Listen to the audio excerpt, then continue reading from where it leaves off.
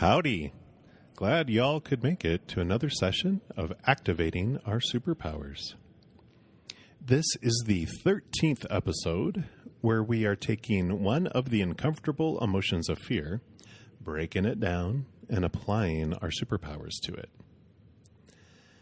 You know, I feel that this is an important part of our awakening because for many years we have created a habit of reacting in fear. It takes consistency and working our power of choice muscle daily to create a new habit. There are only 8 more episodes left in this series, and by the end of it, if we have been consistently putting these superpowers into practice, we probably have seen a change in our tendency of choices. If you're enjoying these podcasts, don't worry. There's another series in the works that I'm going to call Who Let the Master Out? It will be about finding your inner master and growing your inner abilities. I'm very excited about it, so don't panic. Oh, looky there. Today's emotion that we're going to tackle is panic. How convenient is that? Throughout my podcasts, I have talked about our fight and flight mode. And one of the clearest indicators that we are in fear is that feeling of panic.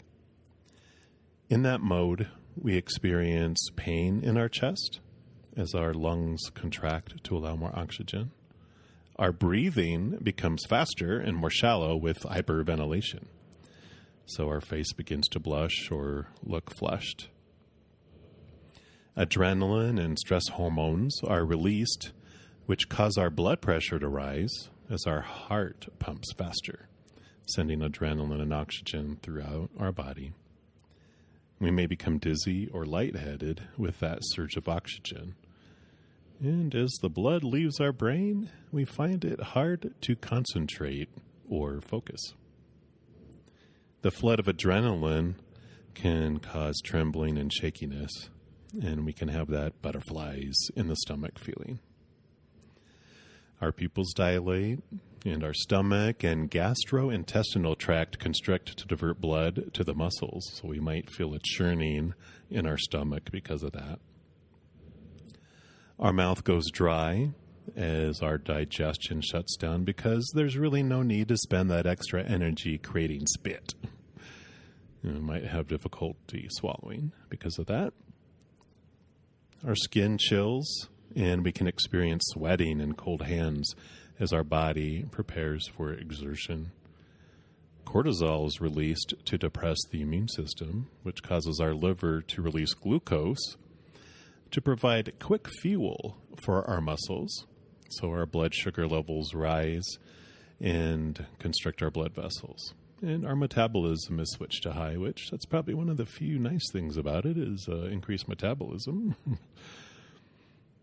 But our blood is diverted into muscles to prepare to fight or flee. And our neck and shoulder muscles tense, as well as the other muscles in our body contract, getting ready for action. Wow. If you've ever had panic attacks before, then you could probably relate to most of those items on that list. In our society today, there are many things that trigger panic within us. The healthy panic is when things like maybe we lose control of our car on ice, or an accident happens right in front of us and our body kicks into panic mode and reacts to save our lives. Those types of things we really can't do much about. And I'm not sure we really want to. But maybe we could, do things like take a defensive driving class where we learn how to respond to those types of situations. And then we give our mind knowledge to react instead of just having our mind swerve us into something or overcorrect our driving and we end up in a worse situation. What we're going to talk about mostly in this podcast today is how we can apply our superpowers to those panic situations spawned by emotional monsters, those that only live in our head. Some of those things that cause panic in me are things like getting an email from my homeowners association that there are strange people lurking around the park nearby and that there have been thefts and break-ins. No! I run to the window to make sure someone's not trying to hurt me in my home. Or I get into my car and start it, but it doesn't start. I'm going to be late for work. Or I reach for my wallet and it's not in my back pocket. Or I wake up in the middle of the night and someone is standing in the doorway to my bedroom. I know that last one probably scared you, didn't it? Well, it was just my bathrobe that I had hung up to dry and forgot about it. Most of the emotional things we panic about aren't really going to kill us. They may be inconvenient and they might create some challenges, but we are survivors, so we will make it work. I'm home quite a bit, so if anyone breaks in while I'm gone, then, well, so be it. I can recover what I have lost. And really, I always have everything I need with me wherever I go, because I've got me. Things can be replaced if I really do need them. If I lose my job for being late, because I'm habitually late, well, I will try to find another job. And maybe one that has a flexible schedule. Or maybe start my own business where I set my own hours. And maybe my wallet is in my cargo shorts pocket instead of my back pocket. And if it was stolen, then I can call my credit card companies and report it. We will get through it. After we have recovered from this panic situations, I feel that it is important that we sit down and dig into what we were fearing. If we do that each and every time, our minds will start moving these emotional situations out of the panic area and into an awareness area. The feelings will still pop up on our emotional radar, but they won't trigger alarms calling for the cavalry to rescue us. We get used to the uncomfortable emotion, and it becomes more comfortable. We dull the fear around it. But to get to that point where we can reflect, we will apply our superpowers to calm down. The power to laugh. I have a personal goal to become known as the man who laughed in the face of danger. Not really, but just the thought of that makes me laugh. And I can keep telling myself when I face situations that make fear rise in me that I want to laugh about it right now as much as I can. I want to make that my habit instead of freaking out. I may not be able to hit it 100% of the time, but my goal isn't to be perfect about it. I just want a purpose to laugh as much as I can. Even if it's just 10% more, it would make a difference in my life. Practice, practice, practice equals changing my habit. Equals happy, happy, happy. The power of thank you. Again, the more we make our habit one of gratitude, the less our focus will be on lack and fear of being worthless. Our root fear is one of being rejected by external things. We fear that anything that happens outside of us defines us, and we fear we'll be judged as failures, ostracized outside the tribe. Are we thankful for who we are? And I mean really, really thankful for the person we are. Do we spend our energy examining ourselves for our faults and to see where we're not meeting up to the standards of everyone else? It's our habit. We're taught that from early childhood and in school and in our jobs. How are you performing? What's your grade? What do you do for work? Blah, blah, blah. I have talked about having a gratitude journal before, and that is a great tool to get our mindset aligned with thankfulness. But maybe try a twist on that.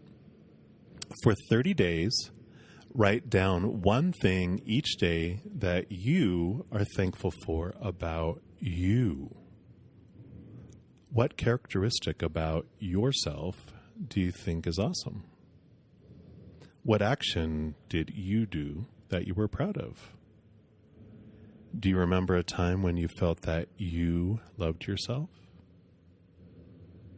Did you take time to learn something new about life or about yourself? Have you done something that you felt improved yourself? How do you feel about your self-worth? Focus on the amazing you. Seek gratitude for who you are. Now, you don't need to become an arrogant butthead, but you can become someone who is confident that you are a precious gift to this world. The power of now. Panic will actually bring us back into this moment automatically because the blood leaves our brain and we stop thinking clearly. Our existence becomes all about right now, survival, run, fight, and we go into our ninja stance. And when we see that there is no real and present danger, then our brain yells, false alarm, and all the members of our body grumble as they return to work. It's like a fire alarm test at work, or maybe more like when someone burns popcorn by accident and everyone ends up having to leave the building. That used to happen all the time at my job until they installed microwaves with lower time maximums. So you really couldn't burn popcorn unless you hit the button again. The more we practice and remind ourselves to be in the moment, the less false fire alarms we will have. Our false emotional fears live in the future. And our fear ego will also use our past to predict that such and such will happen again in the future. And it tells us, because look, it happened before. Get ready. It's going to attack us. I just know it. Making the now our habit keeps us grounded in the moment. And the more we hollow out a nice foxhole in the right now, the more difficult it is for our fear ego to pull us up and out into the future. The power of no. You know, the stubbornness gets a bad rap, but it can be one of our strongest allies. It's like one of those friends that is really passionate about things in life. You know, it's that person that you wouldn't want to be on the wrong side of. I actually worked with a manager in the past that if you even slightly hinted that his team was making a mistake, he would become defensive and attack you. You didn't want to be on that side of things, for sure. And it was a challenge to work with him. But if you were on his team, wow, you were so lucky, and I'm sure you felt protected. And that is the same thing with stubbornness. If we use our stubbornness to say no to fear and to those negative beliefs about ourselves, wow. Boom, look out, here we come. Clear the roads, the positive parade is on its way. But they broke up with you. That means you aren't worth much and not attractive to anyone. No, it doesn't. No, no, no. I am beautiful. I am worthy. I am priceless.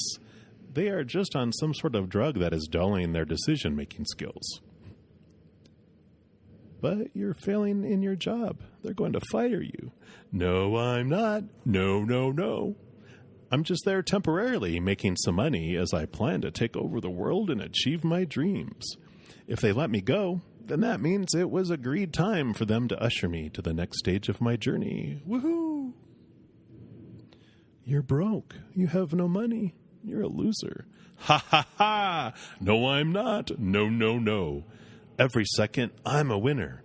I'm experiencing this amazing life that I purchased up front. All expenses are paid. Now I get to be the adventurer that I always wanted to be here. My mother and father own all of this, so I am enjoying my inheritance. So all of that may seem extreme to our fear ego, but sometimes it takes extreme action to knock us out of our mindset. Break free. Go crazy with saying no until it feels comfortable. There is so much power in that word, no. The power to question. As I mentioned earlier, it is so very important with panic to sit down afterward and really dig into what we are fearing. What about ourselves do we feel is worthless? What external things are we using to define ourselves? What new habits can we create that will reinforce how amazing we are? And what reminders can I surround myself with that will keep me in this moment and allow me to remember who I really am? I leave you today with one of my old Facebook posts called Lickin the Bowl. You know, a fond memory of my childhood is when my mom would make some kind of dessert and we were able to lick the beaters or the mixer and use a spatula to clean out the bowl after she was done. The memory serves as a reminder to enjoy the process of life and not be so focused on the outcome. Yes, the final result will be delicious, but it is also important to enjoy each moment that leads up to that, or we can miss out on so many other great experiences. Every moment never goes to waste. Every moment teaches us something. Every moment will either show how much we believe we are loved or how much we fear that we are not lovable. Each of these moments will build up love or break down fear. Eventually, fear is revealed for the lie that it is, and the truth of love is brought forth. Then we are faced with the choice: continue to believe in a lie, or let that foundation of our life go to make room for new ways of love. It's a brand new day. Isn't the smell of love baking amazing? Note to self, make sure the mixer is unplugged before licking the beaters. Our adventure is always love. Next episode, we will explore the emotion of sadness. Until then, try starting that 30-day list of things you are thankful for about yourself. Start with just one thing today, then one more thing tomorrow. And if at the end of the 30 days you want to keep going, do it. It's all about you. When was the last time you panicked? Sit with that emotion, breathing deeply, and get to the root of what you were fearing. We have a habit of fearing, and that is not our fault. It's how we've been taught. But you have the power to change that habit if you want to. You can start a new habit by practicing your superpowers every single day as much as you can. You can do it! And remember, you never have to do anything you don't want to do.